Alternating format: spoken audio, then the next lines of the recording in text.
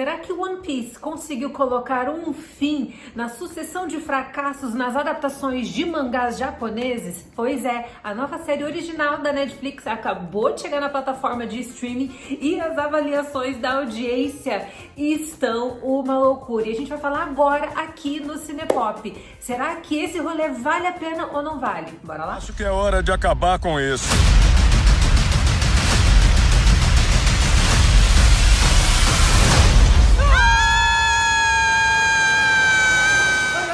Aqui é a Rafa Gomes, estou muito feliz de estar aqui com vocês para falar sobre One Piece. Recebi essa série em primeira mão da Netflix, mas hoje que eu tô conseguindo falar com vocês sobre ela. E olha que surpresa! Lembrando que essa produção é uma adaptação da série de mangás de Eiichiro Oda, que se tornou um dos autores de ficção mais vendidos ao redor do mundo. A sua série de mangás One Piece é a série mais vendida ao redor do mundo, então pensa que ele tem um público gigantesco de leitores que obviamente também migraram para a animação de One Piece. E agora nessa nova versão assinada por Steven Maeda e por Matt Owens, One Piece cruza uma nova barreira do entretenimento, passando para uma outra plataforma, mas agora One Piece. O que nós temos aqui? Aqui a gente acompanha Luffy, que sonha em ser um pirata, e ele quer ser não apenas um pirata, ele quer ser o rei dos piratas, o mais procurado, aquele cuja recompensa, por sua cabeça, vivo ou morto, seja a maior de todas. E nessa jornada ele vai conhecer figuras peculiares que vão cruzar o seu caminho e que vão também contribuir para a sua jornada, esse sonho tão grande que ele tem de se tornar um grande pirata e de, acima de tudo, encontrar One Piece, que é o tesouro mais procurado ao redor do mundo aqui dentro da trama. Eu achei a trama de One Piece maravilhosa. Eu já ouvi falar do anime e do mangá, obviamente. Eu conheço porque é realmente um dos produtos da cultura pop mais famoso quando a gente fala de cultura asiática, mais precisamente japonesa, mas eu nunca li o mangá e nunca assisti o anime. Tô deixando isso bem claro porque a minha avaliação aqui, ela é obviamente como uma jornalista, uma crítica de cinema / série de TV que tá analisando a obra que foi entregue a ela. E eu acho que a minha opinião, ela pode ser positiva assim para você também, ainda que eu não tenha assistido, não tenha consumido os produtos originais. Por quê? Porque daí a gente junta a fome com a vontade de comer, entendeu? Vocês são os fãs e eu sou aqui uma profissional que entende da parte técnica e que também entende de todo esse contexto de Hollywood e tal, e a gente pode juntar essas cartinhas e formar um ótimo jogo. Pois bem, falando aqui da minha opinião profissional, eu achei que a série começa muito bem, ela tem uma pegada inicialmente bem infanto-juvenil, tanto que os 2 primeiros episódios eu assistia com um certo pé atrás pensando, a proposta é muito boa, a concepção tá excelente, mas eu acho que essa aventura tá mais para um público bem jovial. E com a classificação indicativa de 14 anos para cima, então a gente sabe que isso faz com que muitas cenas sejam mais dosadas, a linguagem também seja mais equilibrada e até mesmo a quantidade de sangue também seja bem reduzida. E em primeira instância eu pensei, será que isso vai funcionar totalmente ou não? Porque como eu não conhecia assim de assistir, obviamente que eu conhecia One Piece, como eu falei pra vocês no começo, mas eu nunca tinha assistido One Piece, então eu ficava assim pensando, será que isso vai funcionar com a audiência de One Piece e com a audiência que não assiste One Piece?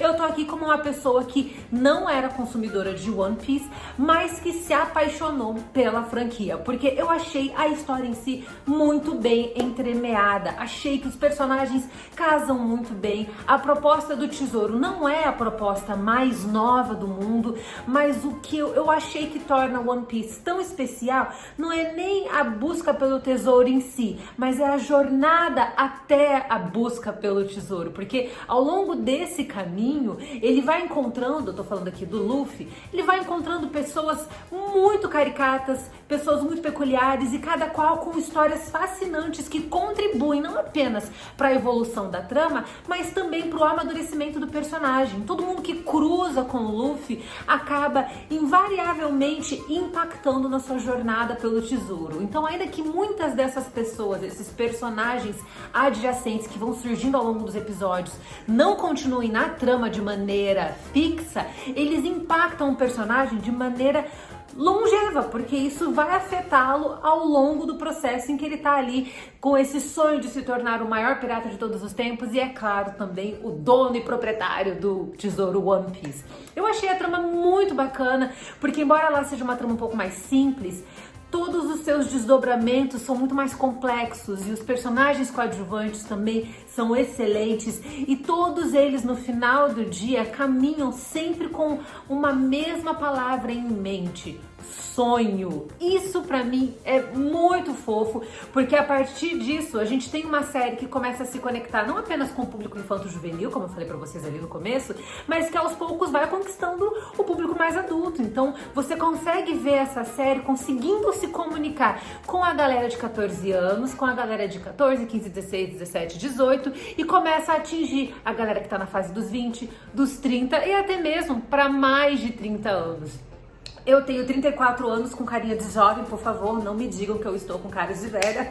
Mas assim, eu tô com 34 anos e eu consegui me identificar com essa série porque a gente entende as motivações dos personagens e a forma como eles circulam ao redor da trama e circulam ao redor dos arcos uns dos outros, faz com que tudo funcione de maneira muito boa e de maneira muito natural. E uma coisa legal de One Piece é que a gente não tem lacração. Pelo menos, ao meu ponto de vista, eu não consumi os conteúdos originais, como eu falei pra vocês. Então eu tô falando aqui a partir do que eu tenho, que são 8 episódios da versão live action de One Piece. A gente não tem lacração. Os papéis, eles são muito bem definidos e ao mesmo tempo que eles são muito bem definidos, todos têm um espaço para crescer. A gente tem aqui a Nami, que é a nossa protagonista feminina, que ao mesmo tempo que é destemida, é uma mulher empoderada, é uma mulher guerreira que tá tentando se posicionar diante do seu passado a fim de garantir um futuro para si e para aquelas pessoas que ela ama, ela também é uma mulher que precisa de ajuda. Ela não é aquela que resolve tudo sozinha. A gente tem visto muitas produções de Hollywood tentando colocar as mulheres em uma posição em que faz com que os homens se tornem desnecessários na trama. Eu sou totalmente contra isso. E a gente não tem isso em One Piece. Então nós temos personagens femininos e masculinos que vão se complementando e que vão contribuindo uns para as histórias dos outros. Isso é muito legal. Eu acho que aos poucos a Netflix está começando a entender, tá demorando, mas tá começando a entender que não dá para ficar entrando em agenda política o tempo todo nas suas produções, porque o público não tem saco para isso e percebe que o produto final não fica tão bom porque ele pesa demais nas questões políticas e progressistas e ideológicas. Então eu achei legal porque o One Piece se livra dessa carga que tem sido extremamente carregada em Hollywood para entregar um produto de entretenimento que no final do dia é gostoso. Essa é uma série sobre aventura, sobre família, sobre amizade, sobre propósito de vida e sobre sonhos. E todos nós conseguimos nos identificar com isso. E eu, conforme eu tava assistindo a série, e depois quando eu terminei de assistir a série, eu fui fazer a minha crítica, que também tá disponível lá no site do Cinepop, eu também fui dar, obviamente, uma olhada nas opiniões dos fãs. Porque no final do dia, vocês que são fãs do original, vocês são as pessoas mais criteriosas para avaliar uma adaptação live action do produto que vocês amam tanto. E eu fiquei muito feliz de saber que a Netflix acertou. Aqui o Eiichiro Oda, ele também é produtor executivo, o que eu acho que faz com que a série tenha muito a mão original dentro da trama, então a gente consegue ver o envolvimento direto do Oda.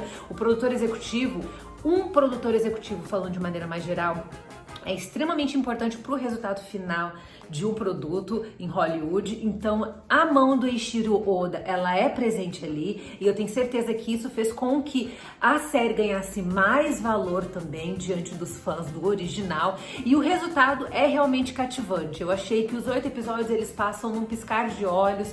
Nós temos um design de produção muito bonito, o design dos barcos é tudo muito inventivo, tudo muito criativo e os efeitos visuais também funcionam, ainda que em alguns momentos eles sejam um pouco mais plásticos, assim, não são tão realistas, principalmente quando a gente tá vendo o Luffy se esticar, em alguns momentos, a gente consegue ver ali uma renderização mais ou menos nos efeitos visuais, mas eu acho que de maneira geral, para um orçamento de série de TV, os efeitos visuais estão muito bons, então eu não tenho do que reclamar. E os episódios, eles conseguem ser envolventes, fazendo com que os fãs, com que a audiência consigam, assim, realmente se entregar para aquela trama e comprar a ideia dos personagens. É legal a gente ter um grupo de protagonistas desajustados que vão se descobrindo como amigos ao longo de cada episódio, e cada qual é extremamente diferente, eles são muito díspares, e a gente percebe aqui cada um desses protagonistas como peças de um quebra-cabeça em que eles vão se completando. Eu achei One Piece uma surpresa inesperada mesmo, porque a gente tem um histórico de adaptações de animes e mangás que é bem complicado. Os fãs do gênero, do formato, sempre ficam com o pé atrás, e com razão, porque a gente não tem tido bons resultados, mas One Piece chega aqui na plataforma de streaming da Netflix para quebrar esse ciclo de péssimas adaptações com uma produção que é gostosa, que encontra o público original, honrando o público original. Eu falo isso com essas evidências, com a nota de 8.6 de 10 lá no IMDb e com 95% de aprovação da audiência lá no Rotten Tomatoes, ao mesmo tempo que a série também encontra um público que não era consumidor de One Piece. Aqui eu como um exemplo disso. E eu fiquei tão encantada com a série que não apenas eu quero continuar assistindo ela, caso seja renovada por uma segunda temporada, como eu também tô muito animada para assistir o anime. Achei que o resultado final ficou excelente. Nós temos uma direção muito boa também, não posso deixar de falar isso, porque a gente tem um formato que lembra muito Scott Pilgrim contra o Mundo, esse clássico dos anos 2000 de ninguém menos que Edgar Wright. Achei a direção dos episódios muito no formato do que o Edgar Wright faz nesse filme, ao mesmo tempo que a gente tem uma pegada muito mais leve, muito mais gostosa, que mescla muito também com Piratas do Caribe. Então a gente tem essa combinaçãozinha de Piratas do Caribe da Disney com Scott Pilgrim versus o Mundo, contra o Mundo, na versão brasileira, né, no título. E eu achei que essa combinação, essa misturinha desses dois produtos, desses dois títulos tão famosos, dá um resultado muito bom aqui numa série que tem cortes rápidos,